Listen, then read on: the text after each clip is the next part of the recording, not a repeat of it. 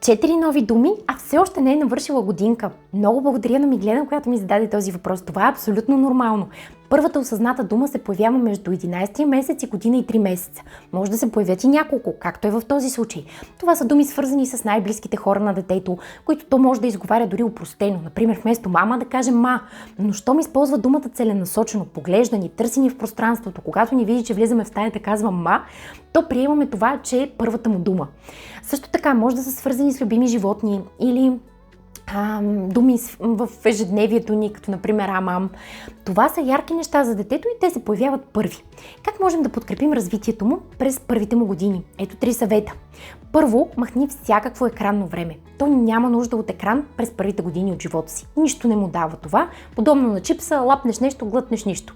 Второ, не му купувай чак толкова много играчки. Играчка и игра са две коренно различни неща. Детето няма нужда от много играчки, но има нужда от пълноценна игра с родителя. И трето, взаимодействай с него. Когато играеш, когато пеете песнички и казвате римушки, когато говориш с него, нека бъде в диалог, в взаимодействие. Защото това включва детето, а не го превръща в зрител, слушател отстрани. Последвай ме, ако искаш детето ти да говори свободно и уверено.